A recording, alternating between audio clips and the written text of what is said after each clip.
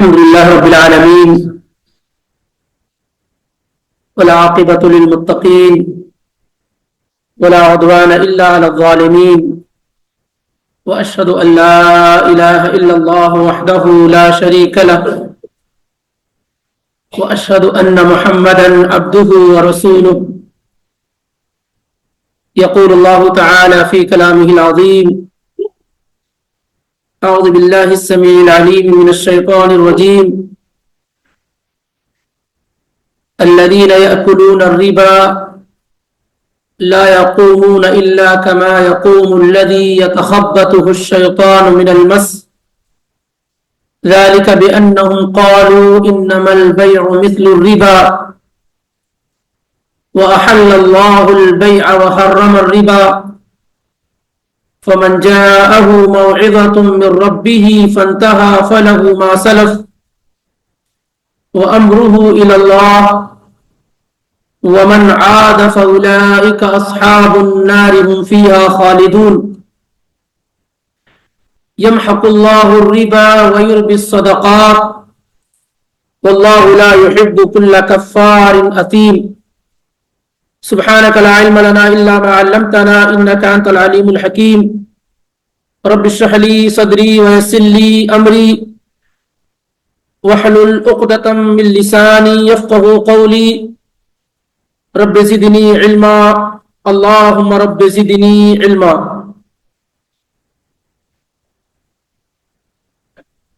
خالص اللہ رب العالمین کے فضل، اس کے کرم اور توفیق سے ہم اور آپ اللہ رب العالمین کے اس مبارک گھر میں اکٹھا اور جمع ہو رہے ہیں. اللہ تعالی ہمارا اور آپ کا یہاں اکٹھا اور جمع ہونا مبارک بنائے، اسے ہماری اور آپ کی نجات کا، کامیابی کا، درجات کی بلندی کا، گناہوں کے مٹانے کا سبب اور ذریعہ بنائے.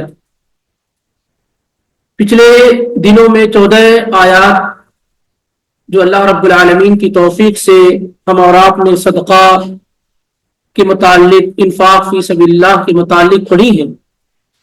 اب اس کے بعد اللہ رب العالمین نے آیت نمبر 275 سے بعض آیات میں ربا کے احکام، سود کے احکام اللہ تعالی نے بیان کیے،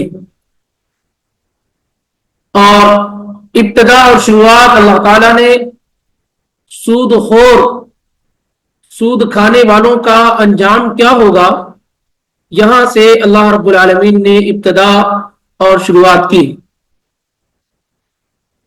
چونکہ ربا اور سود، جس کو ہم اپنی زبان میں سود، انٹرسٹ وغیرہ کہتے رہتے ہیں، یہ وہ لفظ ہے الربا جو اکثر لوگ سمجھتے ہیں اور جانتے ہیں، اور ہمارے درمیان یہ معروف اور مشہور ہے. آپ اس کی خطرناکی کا اندازہ اس طریقے سے لگا سکتے ہیں کہ جیسے عبادات میں سب سے خطرناک چیز شرک ہے، ایسے ہی معاملات میں سب سے خطرناک چیز ربا اور سود ہے. جس طریقے سے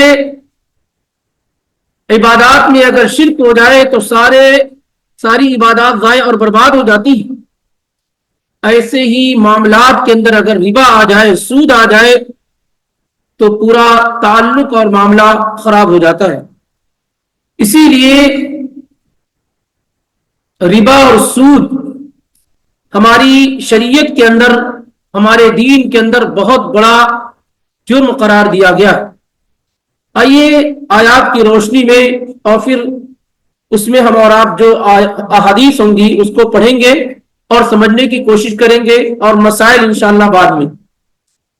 اللہ رب العالمین نے کہا الذین یاکلون الربا، جو لوگ سود کھاتے ہیں،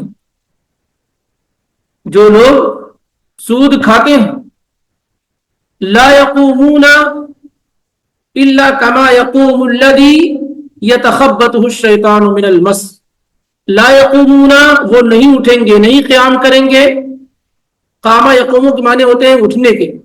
لا یقومون، وہ نہیں اٹھیں گے، الا، مگر، کما، اس طریقے سے، یقوم الذی یتخبطہ الشیطان من المس، اس طریقے سے اٹھیں گے جیسے کسی شخص کو شیطان نے چھو کر کے مخبوط الحواس کر رکھا ہو، دیوانہ کر رکھا ہو، مجنون کر رکھا ہو۔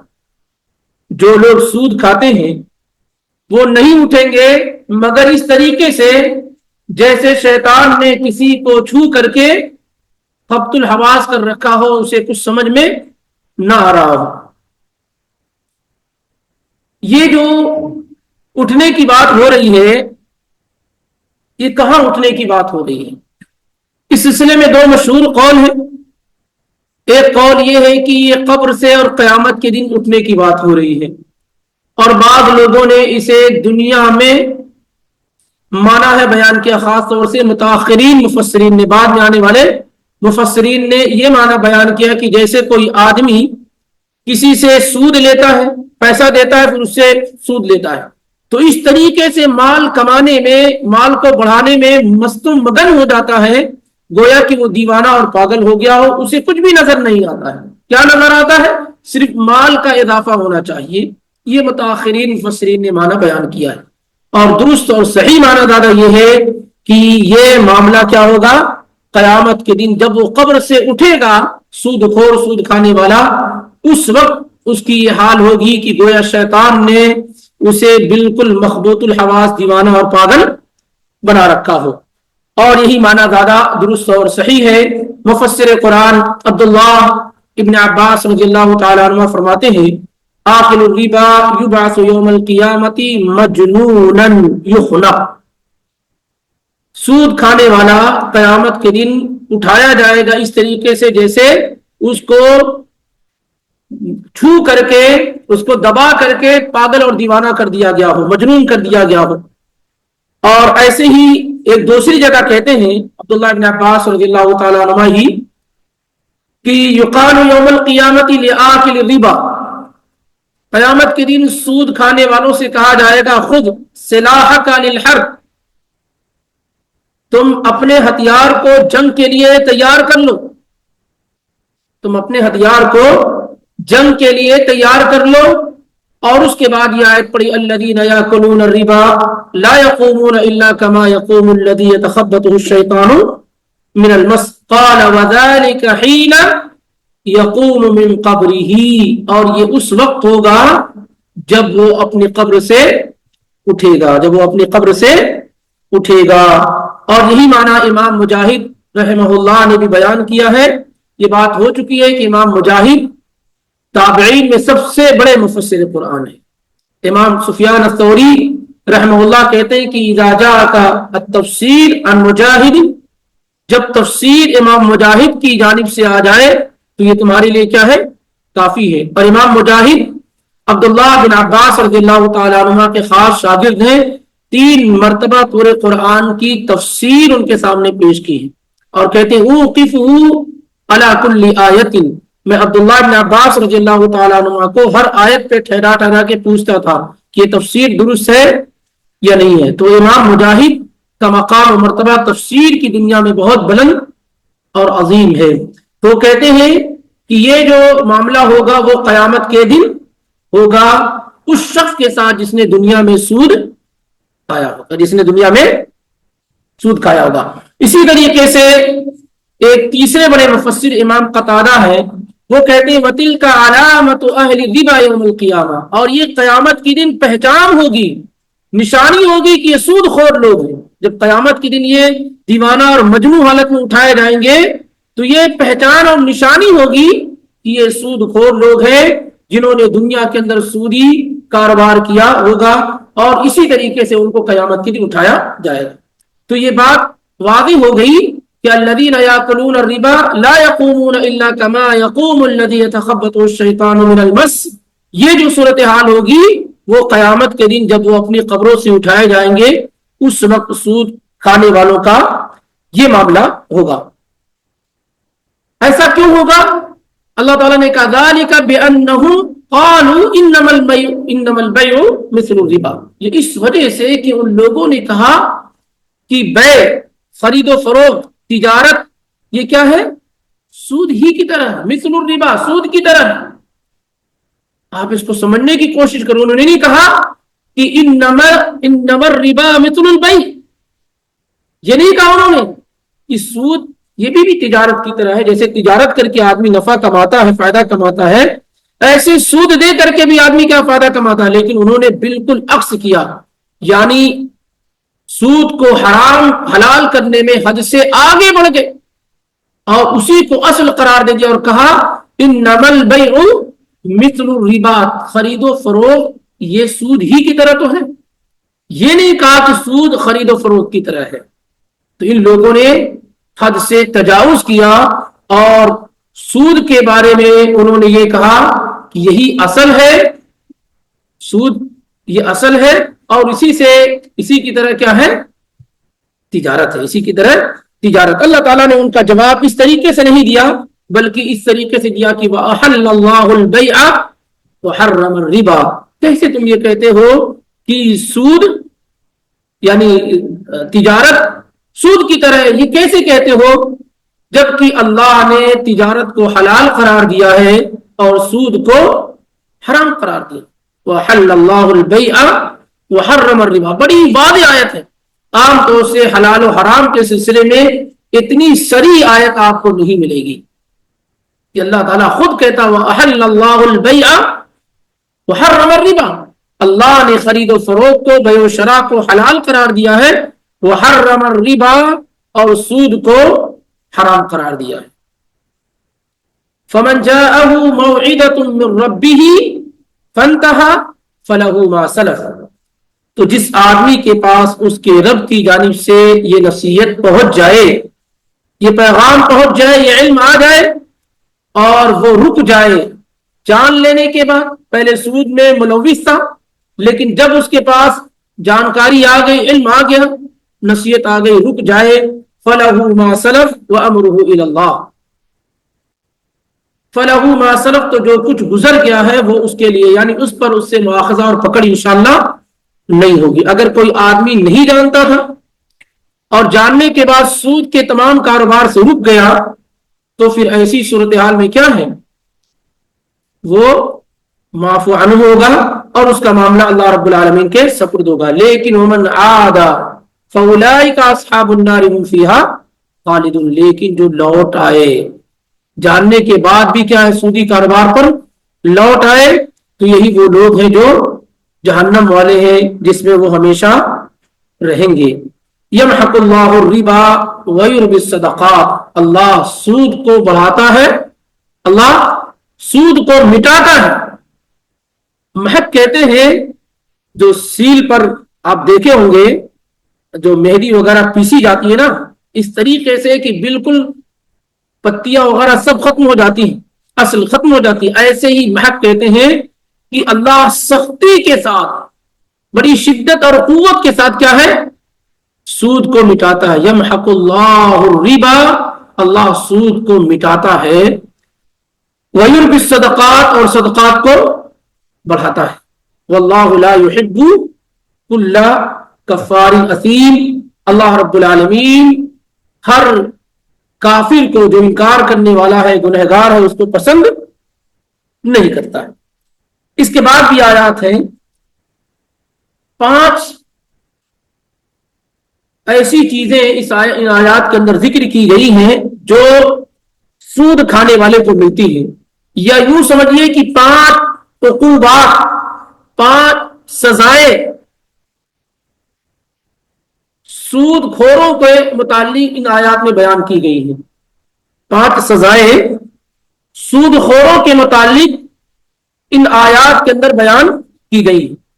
نمبر 1 التخبط، دیوانہ اور پاگل ہو جانا، ان کا خبط الحواس ہو جانا، اپنے ہوش و حواس میں نہ رہنا، یہ پہلی چیز اللہ نے ان کے بارے میں بیان کی جو سود کھانے والے ہیں۔ الذین یاکلون الربا لا یقومون الا کما یقوم الذی یتخبطہ الشیطان من المس۔ دوسری چیز اللہ نے بیان کی، کتنا بھی سود سے تمہیں لگتا ہے مال زیادہ ہوتا ہے، لیکن اللہ اس مال کو مٹاتا ہے، ختم کرتا ہے، کم کرتا ہے۔ آگے انشاءاللہ روایت اس سلسلے میں آئے گی بھی کہ اللہ اس مال کو جو سود سے آ رہا ہے اس کو کیا کرتا ہے، مٹاتا، اس میں اس سے برکت کو اللہ تعالیٰ کیا ہے، چھین لیتا ہے۔ تیسری چیز کیا؟ الحرب، جنگ. سود خور اللہ سے اعلان جنگ کرتا ہے. فَإِن لَمْ تَفْعَلُوا فَأْذَنُوا بِحَرْبٍ مِّنَ اللَّهِ وَرَسُولِهِ، اگر تم سود سے باز نہیں آئے تو اللہ اور اس کے رسول سے جنگ کرنے کے لیے کیا ہے؟ تیار ہو. تو سود خور اللہ سے جنگ کرتا ہے، اس کے رسول سے جنگ کرتا ہے. یہ تیسرا خطرناک معاملہ ہے سود خوروں کے متعلق. اور چوتھا معاملہ جو اللہ نے بیان کیا ہے وہ ہے کفر کا، کہ یہ سود خور یہ اصل میں انکار کرنے والے ہیں. واللہ لا يحب كل كفار اثیم، اور اللہ تعالیٰ نے کہا وَذَرُوا مَا بَقِيَ مِنَ الرِّبَا إِن كُنتُم مُؤْمِنِينَ، سود کی باقی قسطوں سے اور تمام چیزوں سے باز آ جاؤ اگر تم مومن ہو. تو باز نہ آنا، اس پر قائم رہنا، یہ کفر کی کیا ہے؟ نشانی ہے. اور پانچویں چیز اللہ نے بیان کی الخلود فی النار، جہنم میں ہمیشہ رہنا. ومن عاد فاولئک اصحاب النار هم فیها خالدون. لیکن یہ بات اس سے پہلے بھی ذکر کی جا چکی ہے کہ جب اہل ایمان کے متعلق اور ان کے کسی گناہ کے متعلق یہ کہا جائے کہ جہنم میں ہمیشہ رہیں گے، فاولئک اصحاب النار هم فیها خالدون، تو یہاں خلود سے مراد ہوگا المکث الطویل، لمبے ٹائم تک جہنم میں رہنا. لمبے ٹائم تک کیا ہے؟ جہنم میں رہنا. جیسے ماں باپ کی نافرمانی کرنے کے بارے میں کہا گیا، جیسے میراث کو صحیح طریقے سے تقسیم نہ کرنے والوں کے بارے میں کہا گیا، ان تمام لوگوں کے بارے میں کہا گیا کہ جہنم میں ہمیشہ رہیں گے. تو ہمیشہ رہنے سے مراد کیا ہے؟ المکث الطویل، لمبے ٹائم تک رہنا ہے. کب ہمیشہ ہمیشہ رہیں گے؟ جب وہ ان چیزوں کا انکار کرنے والے ہو. جب یہ کہیں کہ نہیں سود حلال ہے، سود کیا ہے؟ حلال ہے، تو ایسی صورتحال میں وہ کافر ہو گئے تو ہمیشہ ہمیشہ جہنم میں رہیں گے اگرچہ نماز روزہ کرنے والے ہوں. اگر کوئی کہتا ہے کہ نہیں میراث کے اندر رد و بدل کرنا حلال اور جائز ہے تو آدمی کافر ہو جائے گا، ہمیشہ ہمیشہ جہنم میں رہے گا. لیکن یہاں معاملہ ان لوگوں کے متعلق ہو رہا ہے جو یہ جانتے ہیں کہ سود حرام ہے، میراث میں گڑبڑی کرنا حرام ہے، کسی بھی مومن آدمی کو ناحق قتل کرنا حرام ہے. ان چیزوں کے علم رکھنے کے باوجود بھی اگر وہ اس گناہ کا ارتکاب کرتے ہیں تو ان کے لیے المکث الطویل، لمبے ٹائم تک جہنم میں رہنا. اگر انکار کرتے ہیں تو پھر ایسی صورتحال میں ہمیشہ ہمیشہ کیا ہے؟ جہنم میں رہنا ہے. یہ 5 خطرناک چیزیں اللہ تعالیٰ نے سود خوروں کے متعلق ان آیات میں ذکر فرمائی ہیں. اور علماء کے ہاں کسی بھی مسلک کے ہوں سب کا اتفاق اور اجماع ہے کہ سود کیا ہے؟ حرام ہے. اس پر اجماع نقل کیا ہے امام ابن منذر نے، امام ابن حزم نے، ابو ولید الباجی نے، ابن رشد نے، نووی نے، ابن قدامہ نے، ابن تیمیہ نے، الزیلعی نے، شوکانی نے، صنعانی نے. ان تمام لوگوں نے علماء کا اجماع نقل کیا ہے سود کے حرام ہونے پر، اس کی تمام قسموں کے ساتھ، تمام ورائٹیز کے ساتھ، تمام انواع کے ساتھ.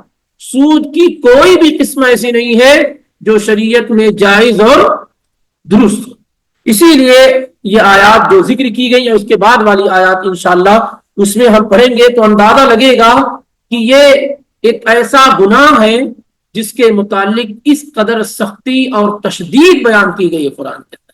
کسی اور گناہ کے بارے میں اس طرح کی بات بیان بھی نہیں کی گئی ہے. اور یہ بھی نہ ہو کسی انسان کے علم میں کہ بھائی یہ پہلے ایسا تھا بعد میں ایسا نہیں رہ گیا، کیونکہ اس بات پر بھی اتفاق ہے کہ بالکل اخیر میں نازل ہونے والی آیات میں سے کیا ہے؟ آیت الربا ہے. صحیح بخاری میں ام المومنین عائشہ صدیقہ رضی اللہ تعالی عنہ سے مروی ہے کہ لما انزلت الآیات من آخر سورۃ البقرہ فی الربا، جب سورہ بقرہ کی آخری آیات جو ربا اور سود کے متعلق ہیں نازل ہوئی تو اللہ کے نبی علیہ الصلوۃ والسلام مسجد کی طرف نکل گئے، ان آیات کو پڑھا آپ نے، اور اسی طریقے سے اللہ کے نبی علیہ الصلوۃ والسلام نے شراب کی تجارت کرنے کو حرام قرار دیا. پہلے سے بھی حرام تھی لیکن چونکہ شراب کا اور ربا کا جو تعلق ہے آپس میں بڑا گہرا ہے تو آپ صلی اللہ علیہ وسلم نے جب ربا کی آیات بیان فرمائی، اس کی حرمت بیان فرمائی، تو اس کے ساتھ آپ نے تجدید کی، کس بات کی؟ شراب کی حرمت کی اور اس کی تجارت کی، وغیرہ شراب کی حرمت اس سے پہلے سن 7 ہجری میں غزوہ خیبر کے موقع پر ہو چکی تھی۔ اسی طریقے سے عبداللہ ابن عباس رضی اللہ تعالی عنہ سے مروی ہے صحیح بخاری ہی کے اندر، وہ کہتے ہیں آخر آیت نزلت علی النبی صلی اللہ علیہ وسلم آیت الربا، اللہ کے نبی علیہ السلام پر آخر جو آیت نازل ہوئی وہ آیت ربا ہے، سود کی آیت ہے۔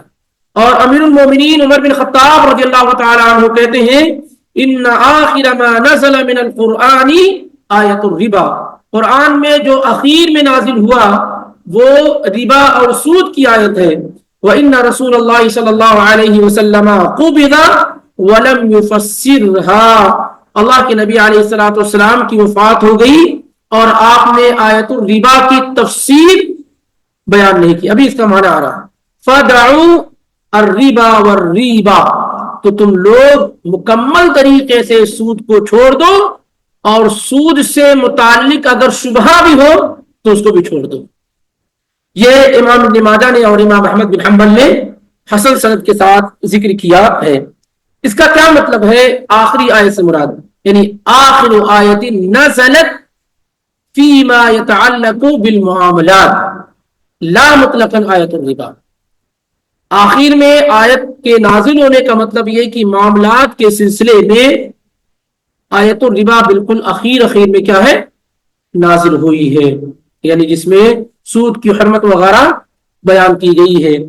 اور امیر المومنین عمر بن خطاب رضی اللہ تعالیٰ عنہ کا یہ کہنا کہ اللہ کے پیغمبر نے اس کی تفسیر نہیں بیان کی، ایسا نہیں ہے کہ آپ صلی اللہ علیہ وسلم نے تفسیر بیان نہیں، لیکن جیسے وہ چاہ رہے تھے، کیونکہ ان آیات کے نزول کے بعد چند ہی دنوں میں اللہ کے پیغمبر صلی اللہ علیہ وآلہ وسلم وفات پا گئے، تو وہ اور زیادہ اس معاملے کو واضح کرنا چاہ رہے تھے۔ جیسے جب شراب کی آیات نازل ہوتی تھی تو کہتے تھے اللہم بین لنا بیانا شافیا وافیا، جیسے اللہ تعالیٰ کہتے ہیں یسألونک عن الخمر والمیسر قل فیہما اثم کبیر ومنافع للناس۔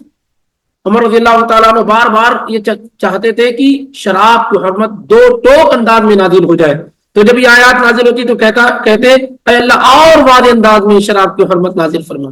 پھر آیت نازل ہوئی یا ایھا الذین آمنوا لا تقربوا الصلاۃ، تب بھی انہوں نے یہ کہا، یہاں تک کہ یہ آیت نازل ہو گئی یا ایھا الذین آمنوا انما الخمر والمیسر والانصاب والازلام رجس من عمل الشیطان فاجتنبوہ، تب جا کر کے انہوں نے کیا ہے، کیا اب یہ بات بالکل واضح ہو گئی، وگرنہ اللہ کے نبی علیہ السلام نے ربا کی تفسیر کیا ہے، بیان فرمائی ہے۔ اب آئیے دیکھیے بعض وہ آیات احادیث جو اللہ کے نبی صلی اللہ علیہ وسلم نے ربا اور سود کے بارے میں بیان فرمائی ہے۔ اللہ کے نبی صلی اللہ علیہ وآلہ وسلم نے سود کو بڑی شدت کے ساتھ مٹایا ہے، اور حجۃ الوداع کے موقع پر جب آپ صلی اللہ علیہ وسلم نے خطبہ ارشاد فرمایا تھا تو آپ صلی اللہ علیہ وسلم نے کہا جاہلیت کے معاملے میرے پیروں کے نیچے ہیں، میں ان کو رودتا ہوں، ختم کرتا ہوں۔ جاہلیت کی وہ ساری چیزیں جس کو اسلام نے کسی بھی صورت میں پسند نہیں کیا، انہی میں سے ایک چیز کیا تھی، ربا اور سود تھی، اور آپ صلی اللہ علیہ وسلم نے کیا کہا کہ میں اسے اپنے پیروں تلے رودتا ہوں، ختم کرتا ہوں۔ اور سب سے پہلا جو ربا اور سود کا معاملہ وہ میرے اپنے چچا کا ہے، میں اس کو ختم کرتا ہوں، یعنی عباس بن عبد المطلب رضی اللہ تعالی عنہ کا، صحیح مسلم میں اور سنن ابو داؤد وغیرہ میں روایت موجود۔ تو بڑی شدت کے ساتھ اللہ کے نبی علیہ السلام نے کیا ہے، اس کو حجۃ الوداع کے موقع پر بیان کیا۔ سب سے بڑا مجمع تھا وہ، تاکہ ہر آدمی یہ جان لے کہ ربا کے متعلق ذرہ برابر بھی کسی کے ذہن و دماغ کے اندر نرمی کا کوئی پہلو نہ آئے۔ اس لیے آپ نے جو الفاظ استعمال کیے کہ میں اپنے پیروں تلے اس کو کیا ہے، رودتا ہوں، ختم کرتا ہوں۔ اور اسی طریقے سے اس کی خطرناکی کا اندازہ آپ لگائیے، جسے اللہ تعالیٰ نے بیان بھی یہاں کیا ہے اور اس کی تفسیر ہو جاتی ہے۔ امام الطبرانی رحمہ اللہ نے المعجم الکبیر کے اندر اس روایت کو ذکر کیا ہے، اور شیخ البانی نے الصحیحہ کے اندر اس کو حسن قرار دیا ہے۔ اور بن مالک الاشجعی رضی اللہ تعالیٰ عنہ کہتے ہیں کہ اللہ کے پیغمبر صلی اللہ علیہ وسلم نے کہا ایاک والذنوب التي لا تغفر، ان گناہوں سے بچو جن کا کوئی کفارہ نہیں ہے، یا ان گناہوں سے بچو جن کے کفارے نہیں ہیں، جو معاف نہیں ہوتے۔ آدمی نماز پڑھتا ہے تو گناہ معاف ہو جاتے ہیں، وضو کرتا ہے گناہ معاف ہو جاتے ہیں، لیکن ان گناہوں سے بچو جو نماز روزے وغیرہ کے ذریعے سے بھی کیا ہے، معاف نہیں ہوتے۔ فمن غل شیئا اوتی یوم القیامہ، اوتی بھی یوم القیامہ، جس نے کسی چیز میں خیانت کی تو وہ قیامت کے دن اسی چیز کے ساتھ اٹھایا جائے گا، لے کر آئے گا۔ کسی نے خیانت کی پیسوں میں، پیسوں کے ساتھ آئے گا۔ کسی نے کسی چیز کے اندر خیانت کی تو قیامت کے دن اسی کے ساتھ آئے گا۔ یہ خطرناک قسم کا کیا ہے، جرم اور گناہ ہے، جو آپ کا کسی اور عمل کی وجہ سے بھی کیا ہے، معاف نہیں ہوتا ہے۔ اسی طریقے سے نبی علیہ الصلوۃ والسلام نے کہا فمن اکل الربا بعث یوم القیامت مجنونا یتخبط، جو آدمی سود کھانے والا ہے، یہ جس نے سود کھایا، وہ قیامت کے دن اس حال میں اٹھایا جائے گا کہ وہ مجنون ہوگا، اور شیطان نے اس کو چھو کر کے بالکل حواس باختہ کر رکھا ہوگا۔ پھر اللہ کے نبی علیہ الصلوۃ والسلام نے یہی آیت پڑھی الذین یاکلون الربا لا یقومون الا کما یقوم الذی یتخبطہ الشیطان من المس۔ اسی طریقے سے ساتھ ان گناہوں میں سے اللہ کے نبی علیہ الصلوۃ والسلام نے ربا اور سود کو شامل کیا ہے، جو ہلاک کرنے والے گناہ ہیں، جن کے ارتکاب کرنے سے انسان تباہ و برباد ہو جاتا ہے، اور جس کے متعلق اللہ کے نبی علیہ الصلوۃ والسلام نے کہا اجتنبوا السبع الموبقات، 7 ہلاک کرنے والے گناہوں سے اپنے آپ کو بچاؤ۔ اور ان گناہوں کا ذکر کرتے ہوئے اللہ کے نبی صلی اللہ علیہ وسلم نے کہا، جب آپ سے پوچھا گا قالوا یا رسول اللہ وما ہن، اللہ کے رسول 7 ہلاک کرنے والے گناہ کیا ہیں، بتائیے آپ۔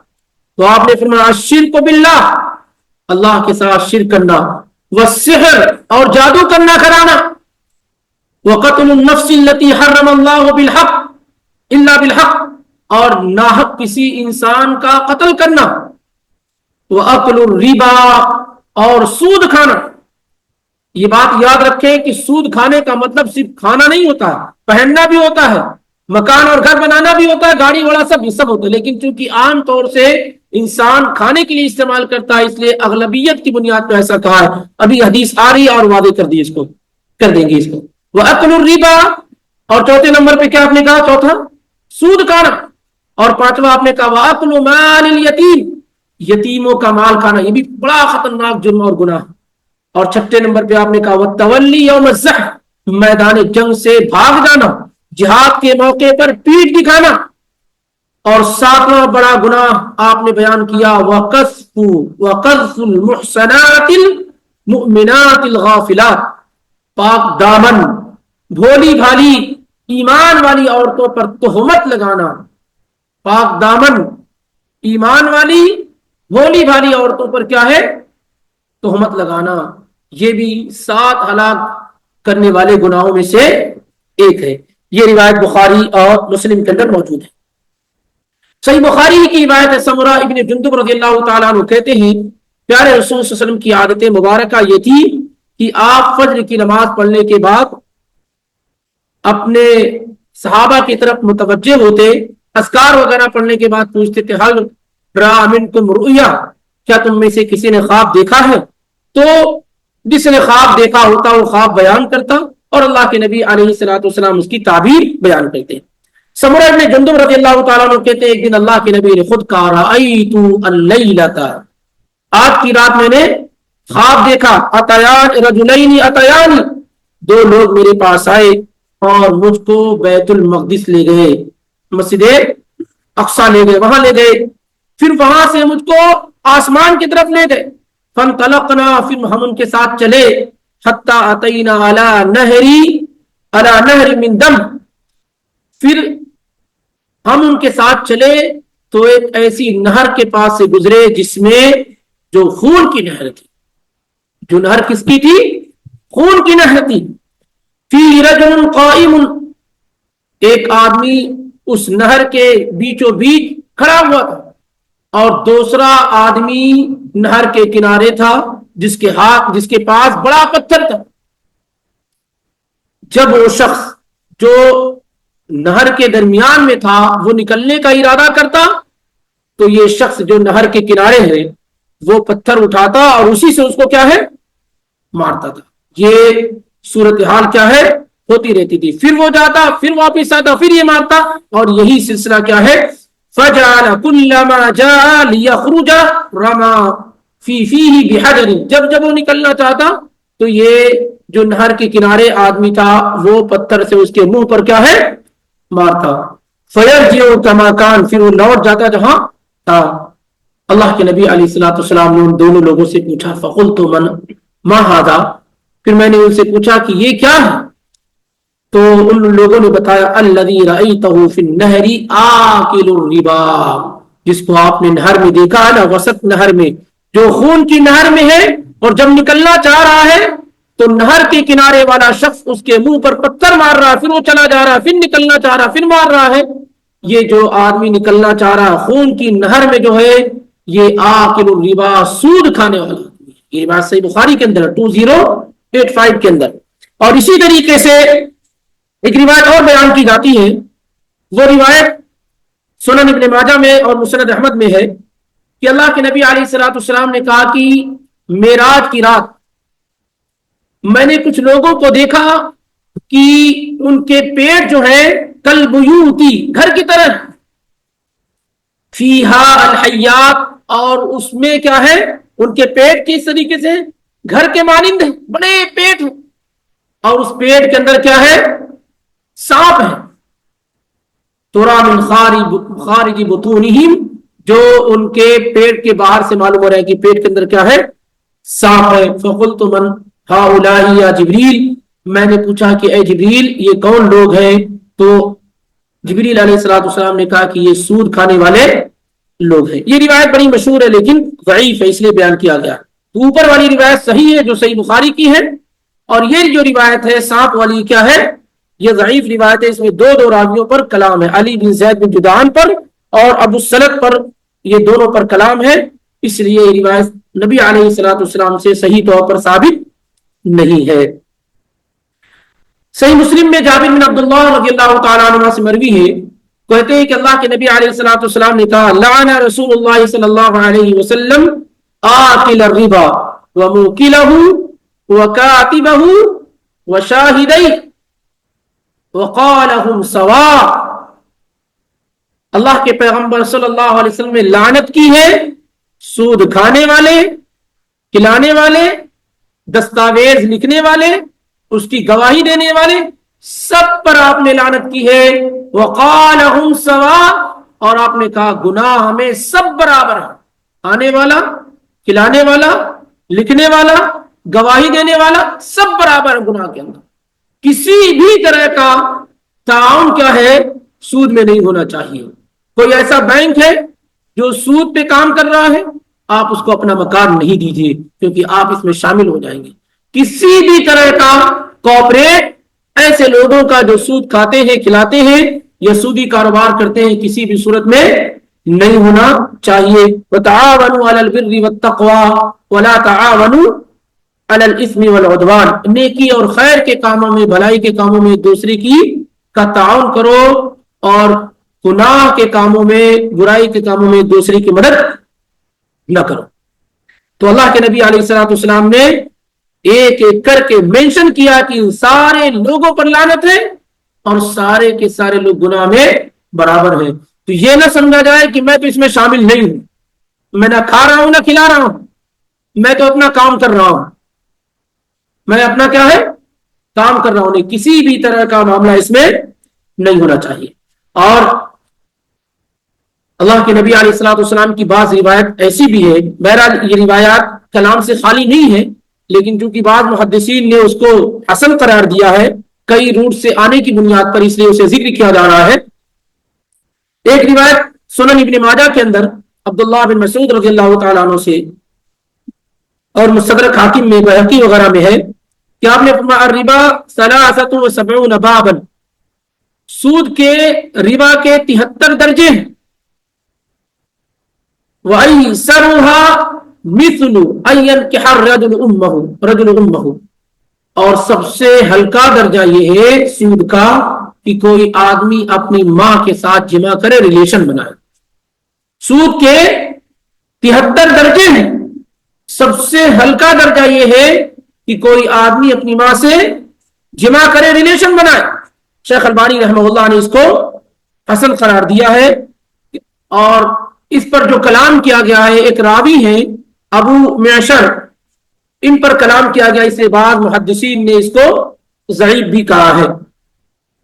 ایک دوسری روایت، یہ بھی امام البانی رحمہ اللہ نے الصحیحہ کے اندر اس کو ذکر کیا ہے، اور امام احمد نے، امام بزار وغیرہ نے موقوفاً اس کو صحیح قرار دیا ہے. وہ یہ کہ عبداللہ بن حنظلہ کہتے درہم و ریبن یاکلہ الرجل وہو یعلم، سود کا 1 درہم آدمی جانتا ہوا کھا لے، سود کا 1 درہم آدمی جان بوجھ کر کے کھا لے، اشد عند اللہ من 36 زنیہ، تو اللہ رب العالمین کے یہاں 1 درہم سود کا کھانا یہ 36 مرتبہ زنا کرنے سے بھی زیادہ سخت ہے. اور اسی طرح کی کا یہ قول کعب الاحبار رضی اللہ تعالیٰ عنہ سے مروی ہے، مسند احمد کے اندر، مصنف عبد الرزاق میں، مصنف ابن ابی شیبہ میں، سنن الدارقطنی وغیرہ کے اندر، اور اس کی سند کعب رضی اللہ تعالیٰ عنہ تک بالکل صحیح اور ثابت ہے. اس لیے معاملہ انتہائی کیا ہے سخت. اگر روایات میں کچھ کلام بھی ہے تو صحابی رسول کا یہ قول اس بات کو مضبوط کر دے رہا. وہ کہتے ہیں لِأَنْ أَزْنِيَ 33 زَنِيًّا احب الی من آکل درہم ربا یعلم اللہ انی اکلت حین اکلتہ ربا. کہتے ہیں کہ میرے نزدیک 33 مرتبہ 33 مرتبہ زنا کر لینا یہ میرے نزدیک زیادہ پسندیدہ ہے. یعنی میں 33 مرتبہ زنا کروں یہ میرے نزدیک زیادہ بہتر ہے اس بات سے کہ 1 درہم سود کا جان بوجھ کر کے کیا ہے میں کھا لوں. یہ میرے نزدیک کیا ہے، اس سے زیادہ آسان چیز یہ ہے کہ میں 33 مرتبہ کیا کروں، زنا کروں. اور اس سند کو کعب رضی اللہ تعالیٰ عنہ تک تمام محدثین نے صحیح قرار دیا ہے. اس لیے معاملہ انتہائی سخت ہو جاتا ہے. اور امام حاکم نے مستدرک کے اندر اور امام طبرانی نے المعجم الکبیر کے اندر روایت ذکر کی عبداللہ بن عباس رضی اللہ تعالیٰ عنہما سے، اور شیخ البانی رحمہ اللہ نے صحیح الجامع میں اس کو حسن قرار دیا ہے کہ اللہ کے نبی علیہ السلام نے کہا اذا ظہر الزنا والربا فی قریۃ فقد احلوا بانفسہم عذاب اللہ. جب زنا اور ربا عام ہو جائے، جب زنا اور ربا عام ہو جائے جس بھی بستی کے اندر، جس بھی علاقے کے اندر، تو اس بستی والوں نے اپنے آپ پر اللہ کے عذاب کو خود سے حلال کر دیا ہے. یعنی انہوں نے خود اللہ کے عذاب کو کیا ہے دعوت دے دی. اذا ظہر الزنا والربا فی قریۃ فقد احلوا بانفسہم عذاب اللہ. خود سے انہوں نے کیا ہے اللہ کے عذاب کو دعوت دے دی ہے. اس کا مطلب یہ معلوم ہوتا ہے کہ یہ ربا کا جو معاملہ ہے وہ انتہائی خطرناک اور خوفناک ہے. اس میں کوتاہی اور سستی کیا ہے قطعاً نہیں ہونی چاہیے.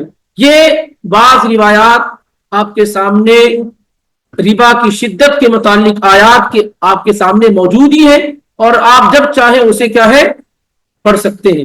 لیکن آیات کے ساتھ ساتھ یہ احادیث اگر آپ ملا لیتے ہیں تو پھر ربا کی شدت اور اس کی خطرناکی کا کیا ہے اندازہ آپ کو لگ سکتا ہے. ہمارے بعض بھائی اس کے باوجود بھی یہ کہتے ہیں، ہمارے بعض بھائی اس کے باوجود بھی کیا یہ کہتے ہیں کہ یہ اس زمانے کے لیے نہیں، ہم لوگوں کے لیے نہیں، ہم لوگ دار الحرب میں رہتے ہیں، یہاں رہتے ہیں، وہاں رہتے ہیں، ہمارے لیے ساری کی ساری چیزیں کیا ہے جائز ہے. کچھ لوگ کہتے ہیں بھائی اللہ تعالیٰ بہت غفور رحیم ہے، اب دنیا میں تو ہر جگہ کیا ہے سود ہی سود ہے، اس سے کہاں بچ سکتے ہیں وغیرہ وغیرہ، تو وہ بہت سارے ان کے پاس ایکسکیوز اور بہانے موجود ہوتے ہیں۔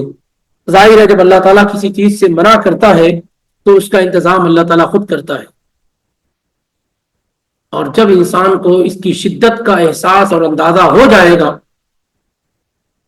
تو ایک لمحہ ایک ہللہ بھی وہ اپنے لیے کیا ہے اس کو جائز اور درست نہیں سمجھے گا، کیونکہ حرام کاموں میں، حرام مالوں میں اس سے خطرناک کوئی چیز نہیں ہے۔ آدمی رشوت بھی لیتا دیتا یہ بھی حرام ہے، ظلم کر کے کسی کا کھاتا یہ بھی حرام ہے، یہ ساری، لیکن یہ کہ سود کے نام پر جو کھایا پیا جاتا ہے یہ اس کی جو شدت ہے وہ انتہائی خطرناک ہے، چاہے وہ سود کی کوئی بھی قسم ہو، ربا الفضل ہو، ربا النسیہ ہو، ربا القرض، کچھ بھی ہو۔ اور اس کے باوجود اگر آپ دیکھیں گے تو اتنا عام ہو چکا ہے معاملہ سود کا کہ لوگ بچنا تو دور ہے، دوڑتے ہیں سود کے لیے۔ اور بہت سارے لوگ ہمارے اپنے ملکوں کے اندر کیا ہوتا ہے کہ لڑکیوں کی شادی میں ہر طرح کے پیسے لگاؤ۔ پہلا کام یہ کرو کہ لڑکیوں کی شادی مشکل کرو، مشکل کرنے کے بعد کیا ہے اب اس میں ہر طرح کے پیسے لگاؤ، جس کا پیسہ کہیں بھی نہ لگتا ہو ان کا پیسہ ہماری محترم خواتین کی شادیوں میں لگ جاتا ہے، جن کو اللہ نے محترم بنایا ہے، جن کی عزت کرنے کو اللہ نے تعلیم دی ہے مردوں۔ نبی علیہ الصلوۃ والسلام عورتوں کا احترام کرتے ہوئے کہا کرتے تھے رفقاً بالقواریر، پہلے عورتوں کو ہودج میں اٹھایا جاتا تھا، اللہ کے پیغمبر کہا کرتے تھے کہ آسانی سے اٹھاؤ، اس میں قارورے بیٹھے ہوئے، قواریر ہیں، آپ گینے ہیں۔ آج ان خواتین کا معاملہ اتنا کمزور کر دیا گیا ہے کہ ان کے نام پر ہر طرح کے پیسے لگاؤ، چاہے وہ سیٹ ہو یا نہ سیٹ ہو۔ کسی کوئی کہتا میرا انٹرسٹ کا، وہ ہاں لڑکی کی شادی میں لگا دو، کسی کا جو ہے زکات نکل رہی اس کو بھی وہاں لگا دو، جتنے فضول پیسے ہیں جو کچھ بھی ہے سب لڑکی کی شادی میں کیا ہے لگا دو، ہر طرح کا جرم اور کیا ہے لڑکی کی شادی میں جائز ہو جاتا ہے، درست ہو جاتا ہے۔ تو یہ ہوتا ہے کہ بہت سارے لوگ بینکوں میں پیسہ جمع کرتے ہیں، کس کے نام سے؟ بچی پیدا ہوئی اس کے نام سے وہ جمع کرتے تھے، اب اس کے نام سے سود وہ چڑھتا رہتا ہے۔ کچھ لوگ زندہ رہتے ہیں اور لائف انشورنس کرا لیتے ہیں، مرنے کے بعد کیا ہوگا؟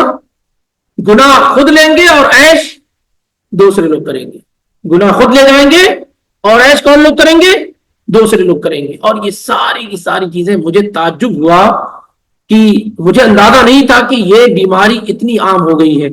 بعد میں احساس ہوا کہ یہ لائف انشورنس تو 5 وقتہ نمازی بھی کرا رہا ہے، پہلی سب میں بیٹھا ہوا بھی کرایا ہوا، مرنے کے بعد احساس ہوا جب ان کے اولادوں نے جھگڑا شروع کیا اس انشورنس کے مال کے لیے، تب معلوم ہوا وہ ہم یہ سمجھتے رہے کہ یہ تو 5 وقتہ نمازی ہے اور اللہ کے قریب ہے اور انہوں نے لائف انشورنس کرا رکھا۔ قرآن پڑھنے والا آدمی، تلاوت کرنے والا آدمی، یہ سب ان لوگوں نے کیا ہے یہ حرام مال کے اندر اپنے آپ کو ملوث کیا رکھے۔ اور اس کی نحوست یہ ہوتی ہے سب سے پہلی کہ اللہ سے جو کنیکشن آپ کا ہوتا ہے وہ ٹوٹ جاتا ہے۔ حرام مال کی نحوست کیا ہے؟ حرام مال کی بڑی نحوست یہ ہے کہ اللہ سے جو کنیکشن آپ کا ہوتا ہے، جو لنک اور تعلق ہوتا ہے وہ آپ کا ٹوٹ جاتا ہے۔ اب آپ چیختے اور چلاتے رہیے وہ آواز اللہ تک نہیں پہنچتی ہے، اللہ اس پر کام نہیں کرتا ہے، اللہ رب العالمین اسے سنتا نہیں ہے نہ اس کا جواب دیتا۔ سب سے بڑی نحوست حرام مال کی یہ ہوتی ہے، اور ربا اور سود یہ تو حرام مال کی جڑ اور بنیادیں ہیں۔ باذن اللہ آئندہ دنوں میں بعض اہم چیزیں جو ہمارے درمیان پائی جاتی ہیں جو ربا کی شکل اور صورت ہے، اور بڑی واضح انداز میں ہم اس کو صحیح اور درست کر سکتے ہیں، لیکن چونکہ ایجوکیٹ ہم نہیں ہیں، ہم نے نہ خود اس کو سیکھا ہے نہ لوگوں کو سکھایا ہے، اس کا نتیجہ یہ ہوتا ہے کہ پوری کمیونٹی، پوری بستی، پورا علاقہ سود کے اندر کیا ہے ملوث ہوتا ہے۔ میں نے اپنے علاقوں میں دیکھا، یہ ہو سکتا ہے آپ کے پاس بھی ہو، کہ ہماری مائیں اور بہنیں کیا کرتی ہیں جب زیورات پرانے ہو جاتے ہیں، جیسے سونا تو 100 گرام سونا لے کر کے گئی، کان کا بنا ہوا ہے تو اس کو ایکسچینج کر دیتی ہیں، آپ اس کو جو ہے سنار کو دے کر کے اس کے عوض اور بدلے میں کیا ہے کان کا دے کر کے ناک کا لے لی، گلے کا لے لی، 100 گرام دے کر کے 90 گرام لے لی، اس طریقے سے یہ بڑا عام ہے، یہ عین ربا ہے۔ کیا ہے؟ یہ عین ربا ہے. لا تبیعوا الذهب بالذهب, سونے کو سونے کے ساتھ مت بیچو, سونے کو سونے کے ساتھ مت بیچو. ایسے کئی چیزیں انشاءاللہ, اس میں ایک مثال سے دے رہا ہوں, دو شرطوں کے ساتھ. ایک یہ کہ برابر برابر ہو, اور دوسرا یدن بیدن ہو, یدن بیدن ہو, ہینڈ ٹو ہینڈ ہو. ان دو شرطوں کے ساتھ کیا ہے, آدمی سونے کی تجارت کرے. یعنی سونا, اگر سونے سے سونا بیچ رہا ہے, خرید رہا ہے, آپ کو میں سونا دے رہا ہوں, مجھ کو سونا دے رہے ہیں, تو اس میں دو چیزیں بنیادی ہیں. ایک یہ مثلیت ہونی چاہیے, برابری, اور دوسرے ہینڈ ٹو ہینڈ ہونا چاہیے. اگر ایسا نہیں تو یہ حرام ہے. اب دیکھیں, صرف ایجوکیٹ کا معاملہ ہے, اگر اسی کو حلال آسانی سے کیا جا سکتا. آپ اپنا یہ زیور بیچ دیں سونار سے, اس سے کیش لے لیں, اس کے بعد آپ وہ زیور خرید لیں, یا حلال صورت ہو گئی. یہ کیا ہو گئی, حلال صورت ہو گئی. لیکن چونکہ اب اس کا علم نہیں ہوتا, اس لیے کئی ایسی چیزیں ہمارے درمیان ربا اور سود کے نام پر پنپ رہی ہیں اور بڑھ رہی ہیں, جس کو ہم اصل میں جانتے ہی نہیں ہیں کہ یہ ربا ہے اور سود ہے. جیسے ہیوی ڈپازٹ ہو گئی, اور اس طرح کی کئی چیزیں جو ہمارے درمیان کیا ہے, رائج ہے, اور وہ غیر شعوری طور پر دین کا بنیادی علم نہ ہونے کی وجہ سے, یا معاشرے کو ایجوکیٹ نہیں کیا گیا ہے, اس کی بنیاد پہ یہ چیزیں کیا ہے, رائج ہے. انشاءاللہ یہ مثالوں کے ساتھ آئندہ دنوں میں آپ کے سامنے اللہ رب العالمین نے چاہا تو پیش کی جائیں گی. تو یہ دو آیات اور اس کا ترجمہ اور مختصر تفسیر کیا ہے, اللہ رب العالمین کی توفیق سے آپ کے سامنے ذکر کی گئی ہیں. اور یہ جو اللہ تعالیٰ نے کہا یمحق اللہ الربا, کہ اللہ تعالیٰ سود کو گھٹاتا ہے, مٹاتا ہے, ختم کرتا ہے. ایک روایت سنن ابن ماجہ میں, مسند احمد میں, اور امام حاکم نے مستدرک میں ذکر کی ہے, جو بالکل معاملے کو واضح کر دیتی ہے. عبداللہ بن مسعود رضی اللہ تعالیٰ عنہ کہتے ہیں کہ اللہ کے نبی صلی اللہ علیہ وسلم نے کہا, ما احد اکثر من الربا الا کان عاقبۃ امرہ الی قلۃ, جس نے بھی ربا کے ذریعے سے اپنے مال کو بڑھایا ہے, یا جو شخص ربا کے ذریعے سے اپنے مال کو بڑھاتا ہے, الا کان عاقبۃ امرہ الی قلۃ, انجام کے اعتبار سے وہ کیا ہوتا ہے, بڑھتا نہیں بلکہ کیا ہو جاتا ہے, اور گھٹ جاتا ہے, قلیل ہو جاتا ہے. یہ پیارے رسول صلی اللہ علیہ وسلم کیا ہے, حدیث ہے کہ جو آدمی ربا کے ذریعے سے اپنے مال کو بڑھانا چاہتا ہے, انجام کے اعتبار سے اللہ تعالیٰ اس کے مال کو اور زیادہ کیا ہے, گھٹا دیتا ہے. یہ واضح تفسیر ہو گئی یمحق اللہ الربا کی. اور ویربی الصدقات, یہ گزر چکا ہے کہ اللہ صدقات کو کیا ہے, بڑھاتا ہے. صدقات کیسے کیسے بڑھائے جاتے ہیں پچھلے دنوں میں یہ گزر چکے ہیں. باقی جو باتیں ہیں انشاءاللہ رب العالمین وہ آئندہ دنوں میں آپ کے سامنے ذکر کی جائیں گی. اور اسی طریقے سے سیرت کا درس بھی انشاءاللہ آئندہ ہفتے میں ہوگا. اس ہفتے کے لیے آج کے لیے معذرت چاہتے ہیں. اگر کوئی اہم سوال ہے موضوع کے متعلق تو کیا جا سکتا. معاشرے میں ایک چیز ہے جو کریڈٹ کارڈ کے بارے میں, جی تو ایک عام ہے کہ کئی لوگ بولتے ہیں اس میں جو کریڈٹ کارڈ ہے تو سود اس پہ آئے گا 1 مہینے کے بعد. اگر 1 مہینے کے اندر آج لگا پیسے گیا, اگر 1 مہینے کے بعد اگر وہ واپس پے نہیں کرا تو سود آ گا. اگر 1 مہینے سے پہلے اگر میں پے کر دے رہا ہوں تو سود نہیں آئے گا. تو یہ صورت کیسی ہے؟ دیکھیے, کریڈٹ کارڈ کے حرام ہونے پر تقریباً علماء کا اتفاق ہے, اگرچہ آپ سود انٹرسٹ نہ بھی دے رہے ہوں. کیونکہ جب آپ کریڈٹ کارڈ لیتے ہیں, جب آپ کریڈٹ کارڈ ایشو کراتے ہیں تو اس کے ریکوائرمنٹس ہوتے ہیں جو آپ کو فلفل کرنے ہوتے ہیں. آپ ایگری کرتے ہیں, جو ٹرم اینڈ کنڈیشن ہوتی ہے اس کو آپ کیا کرتے ہیں, ایگری کرتے ہیں. اور اس میں یہ ہوتا ہے کہ اگر آپ نے کریڈٹ کیا ہے مال, اور ود ان 30 days یا 40 days جو بھی کمپنی کا رول ہو بینکوں کا, اگر آپ اتنے دنوں کے اندر پیسہ دے دیتے ہیں, لوٹا دیتے ہیں, تو کوئی انٹرسٹ نہیں ہوگا. لیکن اگر آپ ود ان 30 یا 40 days نہیں مال لوٹائے, پیسہ نہیں لوٹائے, تو آپ کو انٹرسٹ دینا ہوگا. اور آپ یہ ایگری کرتے ہیں کہ ہاں اگر میں نے 30 یا 40 دن میں نہیں دیا تو میں آپ کو انٹرسٹ دوں گا. اس لیے اس کے حرام ہونے میں شبہ بھی نہیں ہونا چاہیے. بلکہ اس طرح کا ایگریمنٹ کرنا، کریڈٹ کارڈ کا استعمال تو بعد کی چیز ہے، کہ اس قدر سودی معاملات پر ایگری کرنا شروع ہی سے، ابتدائی سے، یہ خود اپنے آپ میں کیا ہے؟ بہت بڑا جرم اور خطرہ ہے۔ تو اس طرح سے جو کریڈٹ کارڈ وغیرہ عام طور سے بہت سارے ہمارے بھائی لیے ہوئے ہوتے ہیں اور کہتے ہیں یہ کہ بھائی میں تو 30-40 دن میں دے دوں گا، اسے مجھ پر نہیں چڑھے گا۔ آپ یہ دیکھیے کہ آپ ایک پارٹ ہے یہ کہ آپ 30 سے 40 دن میں دے دیں گے، ایک حصہ، ایک پارٹ ہے۔ دوسرا حصہ کیا ہے اس کا؟ کہ اگر نہیں دے پایا تو میں سود دوں گا۔ یہ آدمی اقرار کر رہا ہے۔ جس سود کو اللہ نے اتنی شدت سے حرام قرار دیا ہو، جس سود کے متعلق اللہ کے پیغمبر کی اتنی احادیث ہو، اس سود کے متعلق بندہ یہ کہتا ہے کہ ہاں میں سود دوں گا۔ اس لیے اس طرح کا کریڈٹ کارڈ کا استعمال کسی بھی صورت میں جائز اور درست نہیں ہے، چاہے آپ اس سے کریڈٹ کرتے ہو یا نہ کرتے ہو، چاہے آپ کو ضرورت پڑے یا نہ پڑے۔ کریڈٹ کارڈ لیتے وقت ہی آپ ٹرم اینڈ کنڈیشن میں یہ ایگری کر رہے ہیں کہ اگر میں نے اس سے کریڈٹ کیا اور وقت پہ نہیں دے سکا تو میں کیا ہے؟ آپ کو ود انٹرسٹ پیسہ لوٹاؤں گا۔ اور یہ شروع ہی سے کیا ہے کہ غلط۔ آپ اس کو اس طریقے سے سمجھیں، کسی بھی چیز کو آپ لے لیں، کوئی بھی ایسی چیز ہو، آپ اس کو یہ طے کرتے ہیں مثال کے طور پر کہ میں آپ سے یہ پیسے لے رہا ہوں، 100 ریال مثال کے طور پر لے رہا ہوں، اور میں اس کو 1 مہینے میں 2 مہینے میں لوٹا دوں۔ اس کو کیا 1-2 مہینے میں آپ کا یہ قرض لوٹا دوں گا۔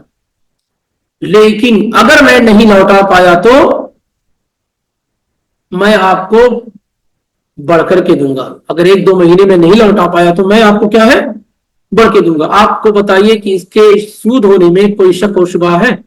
اصل میں سود ایسے ہی جگہوں میں ہوتا ہے، اور انشاءاللہ آئندہ ہفتے میں آئے گا آپ کے سامنے کہ کہاں کہاں سود کیسے پیدا ہو جاتا ہے، آپ سمجھ بھی نہیں پاتے۔ خاص طور سے جو قرض وغیرہ کے معاملے ہیں نا، کہ آدمی کسی کو قرض دے کر کے منافع لیتا ہے، منافع کئی طریقے سے لیتا ہے، وہ سب سود کی ایک شکل و صورت ہوتی ہے۔ کسی کو قرض دے دیا ہے تو اس سے کام کراتا ہے، اس سے خدمت کراتا ہے، اس سے اپنا کوئی کام بنواتا ہے نا۔ بہت سارے لوگ اس طریقے سے کہ بھائی وہ تو اب نرم پڑا ہوا ہوگا کیونکہ میں نے اس کو قرض دے رکھا، میری سنے گا۔ یہ سب کیا ہے؟ سود کے دائرے میں آپ اپنے قرض سے فائدہ اٹھا رہے ہیں، مال کی شکل میں نہیں، کسی اور شکل میں۔ اور یہ عام قاعدہ کل قرض جر منفعۃ فہو ربا، ہر وہ قرض جو فائدہ لے کسی بھی طرح کا، منفعت کوئی بھی فائدہ، وہ کیا ہے؟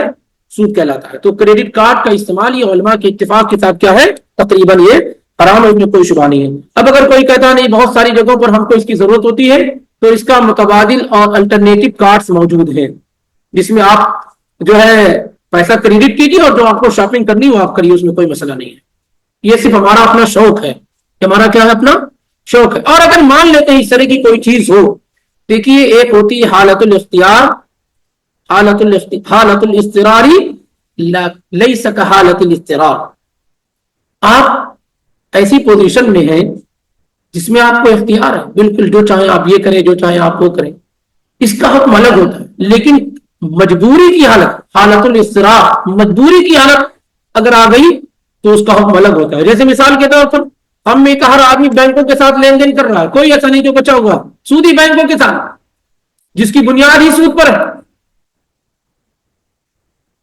جس کی بنیاد ہی کیا ہے؟ اب ہر آدمی یہاں سے پیسے بھیجتا ہے، یہاں سے اپنے ملکوں میں پیسے بھیجتا ہے، وہ پیسے بینک میں جاتے ہیں، وہ بینک سودی ہوتے ہیں،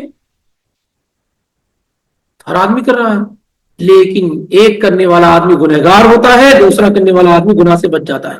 ایک آدمی یہ جان کر کرتا ہے اللہ میری مجبوری ہے، تو جانتا ہے کہ میں سود سے نفرت کرنے والا ہوں، اگر میرے اختیار میں ہوتا تو میں کبھی ان بینکوں کا سہارا نہ لیتا، لیکن مجھے میرے اولاد تک، میرے بچوں تک یا لوگوں کی ضرورت تک پیسہ پہنچانے کا یہی ایک ذریعہ ہے، اس لیے میں مجبور اور مجبوری کی شکل و صورت میں اس کا استعمال کر رہا ہوں، تو اللہ تعالیٰ خوب جانتا ہے۔ تو یہ آدمی کیا گناہوں سے بچ جاتا ہے۔ اب وہی دوسرا آدمی شوق سے کر رہا ہے، اس کو کوئی مسئلہ نہیں، وہ گنہگار ہوگا۔ تو یہ مجبوری کی شکل و صورت، جیسا آپ لوگوں کے مزاج میں بات آئے گی کہ نہیں بہت ساری جگہ تو ہم سود کے ساتھ کاروبار کرتے ہیں، تو یہ دیکھا جائے گا کہ آپ کس حالت میں کر رہے ہیں، آپ کی حالت کیا ہے، کیا آپ کے پاس اختیار ہے، کیا آپ کے پاس اضطرار ہے، مجبوری ہے.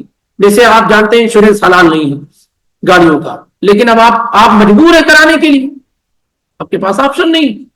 تو یہ ایک الگ حکم ہے، اس کا کیا ہے، ایک الگ حکم ہوتا ہے. انشاءاللہ باقی آئندہ ہفتے میں اللہ رب العالمین نے چاہا. جی جی بتائیں.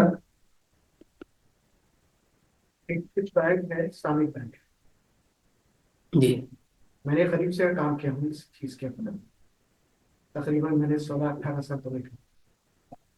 اس میں 2 کارڈس ہوتے ہیں، ایک ریوالونگ ہوتی ہے، نان ریوالونگ. ریوالونگ کا مطلب یہ ہے کہ میں آپ سود دینے کی بات کرتی ہے، آپ سود دینے والی بات ہوتی ہے. نان ریوالونگ میں نے کہ جو سود نہیں دینا، جتنا کھائے اتنا پیسہ دینا. جس وقت آپ پیسہ دے بھی دیے تو وہ کارڈ بند ہو جائے گا جب تک وہ پیمنٹ نہیں کرے. دیکھیے اگر دوسری چیز یہ ہے کہ اس میں کیش نہیں دیا جاتا، یعنی کہ جو چیز کیش کا مطلب یہ ہے کہ جو پیسہ دے کے پیسہ لینے کو بات، جی تو وہ کارڈ کے اوپر یہ ہے کہ پیسے میں کیش نہیں دیے تو کسی چیز کو خریدنا پڑتا. کارڈ سے پہلے کسی چیز کو خریدنا پڑتا ہے، کمپلائنس ہوتا ہے. یعنی کہ کافی سعودی عربیہ کے بڑے علماء ہیں، اس میں میں ان کے ساتھ بیٹھ چکا ہوں، ناصر شیخ صاحب کے ساتھ اس کے اوپر کام کر چکا ہوں. تو اس کے اتفاق ہو گیا ہے کہ بھائی کم سے کم اس کو بینکنگ کو جو دنیا میں بنوائے ہیں اس کو کیسا کم کرنا چاہیے. تو اس کو ٹیکنیکل طریقے سے کافی چیزوں سے کافی ریوائز کر کے کافی وہ کریں. تو ہم جو دیکھے ہیں کہ کیش نہیں دیتے اس میں تو اس میں ربا نہیں آتی. جو ربا کے واسطے کھلا دے رہے ہیں وہ الگ بات ہے.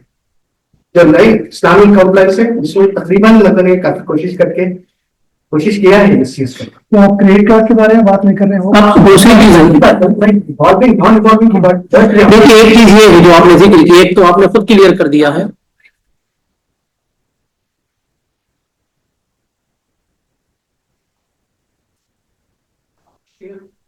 یا کسی گولڈ یا کسی چیز کے اوپر وہ کر دیتے ہیں، آپ کو پہلے سیل کرنا پڑتا ہے، اس کے بعد آپ کے کارڈ وہ لون ہے. آپ وہ لون نہیں ہے، یا میں کریڈٹ کارڈ کی بات کرتا ہوں.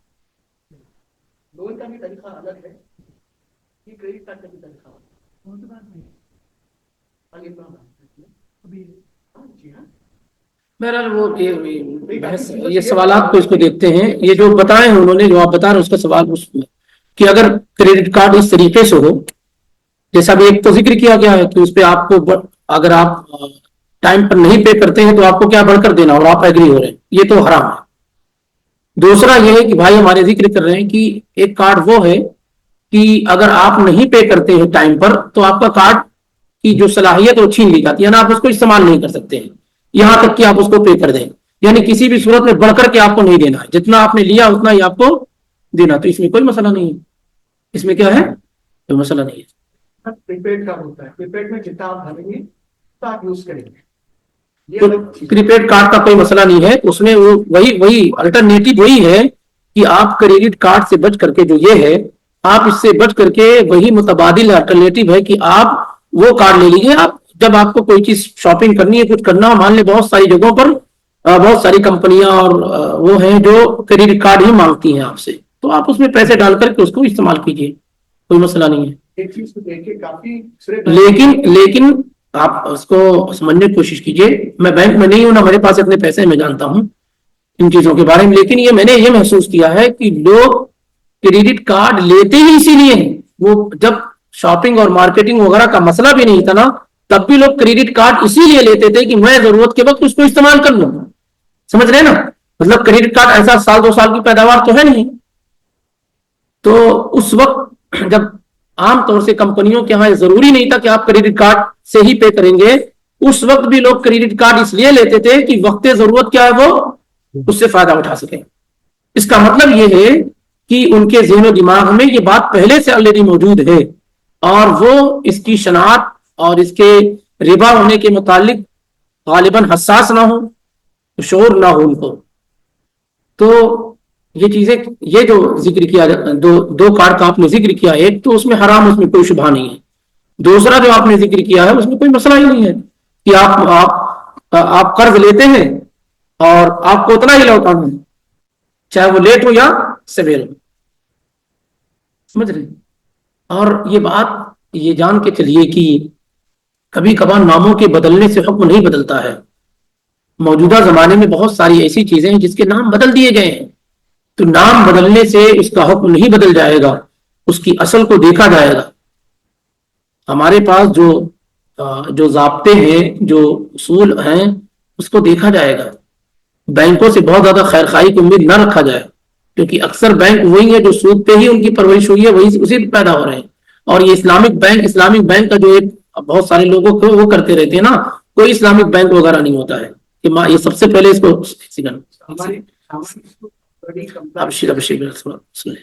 کوئی اس طرح کا بینک اسلامی بینک نہیں ہوتا ہے، اس کو اچھی طرح سے سمجھ لیں. بس یہ ہے کہ بعض بینک سعودی عرب میں ایسے ہیں کہ جیسے جب آپ لوکل لیول پہ کاروبار کر رہے ہیں تو کوئی مسئلہ نہیں ہے، آپ کا اپنا قانون ہے، آپ اس کو وہ کر سکتے ہیں. لیکن جب آپ انٹرنیشنل لیول پہ آتے ہیں تو پھر آپ کو سود میں انوالو ہونا ہی پڑتا ہے، کیونکہ پورا سسٹم ہی وہی ہے. تو یہاں پر جو بعض بینکوں کا انوالو ہو رہے ہیں، یعنی ان کی ابتدا، ان کی بیس اور بنیاد سود پر نہیں، جیسے راجی بینک ہے، اس کی بیس اور بنیاد کیا ہے؟ سود پر نہیں ہے. لیکن اب ایک حد میں آگے جا کر کے اس کو کچھ فیصد کرنا ہی پڑتا ہے. جب انٹرنیشنل ٹرانزیکشن ہوتے ہیں، اس کے معاملے ہوتے ہیں، تو اس کو جگہوں پر کیا ہے، سود والا معاملہ کرنا پڑتا ہے. اس میں کیا کیا ہے بعض بینکوں نے کہ علماء کی رہنمائی انہوں نے حاصل کی ہے، علماء کی ٹیم تیار کی ہے، اور اس کے اوپر ہیئت الرقابہ ہے.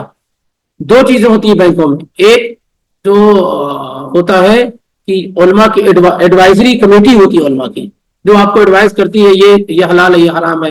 اس سے اوپر ایک ٹیم ہوتی ہے جس کو ہیئت الرقابہ کہتے ہیں، جو واچ کرتی ہے کہ بینک اس کو فالو کر رہا ہے نہیں کر رہا ہے.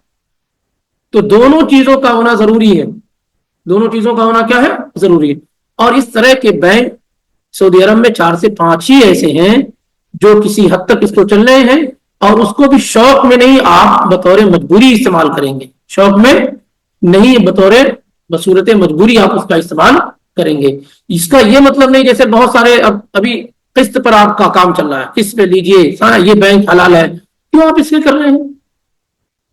قسط ایک جن علماء نے بات کہی ہے، پہلی بات تو آپ سمجھ جائیے کہ قسط والی بات متفق علیہ نہیں، یعنی سارے علماء کیا متفق معاملہ نہیں ہے کہ قسط پر لینا جو ہے جائز اور درست ہے. پہلے اس کو سمجھ لیں، کیونکہ بہت سارے لوگ اس کو ربا کہتے ہیں، شیخ البانی وغیرہ بھی اس میں ہیں، اس کے قائل ہیں. کیونکہ ایک چیز آپ خرید رہے ہیں کیش دے کر کے، اس کی قیمت کیا ہے؟ 100 ریال ہے، اور جب اسی کو آپ قسط میں لے رہے ہیں تو اس کی قیمت کیا ہو جا رہی ہے؟ 120-130 ریال ہو جا رہی ہے، جو بھی بڑھ جا رہا ہے. تو جن علماء نے اس کو بعض بینکوں کے ساتھ جو کسی حد تک شریعت کو فالو کر رہے ہیں، ان بینکوں سے قسط کو جائز قرار دیا ہے، تو انہوں نے یہ کہا کہ آدمی اپنی حالت کو دیکھے، اگر بصورت مجبوری ہے تو ایسا کہ نہ کہ یہ کہ شوق میں جیسا ہر آدمی آج کیا بھاگا جا رہا ہے، اور آدمی کو ضرورت نہیں ہے لیکن شوق پورا کرنے کے لیے وہ کیا ہے، لے رہا ہے. گاڑی ایک چل رہی ہے، ایک گاڑی، لیکن اور زیادہ اپنے مستوی کو بڑھانے کے لیے بینک سے وہ قسط پر یہ لے رہا ہے، وہ لے رہا ہے. ان چیزوں سے بچنے کی کوشش کیجیے. سلامت لا یعادل شیء، آپ محفوظ ہیں، اس کے برابر کوئی چیز نہیں ہے.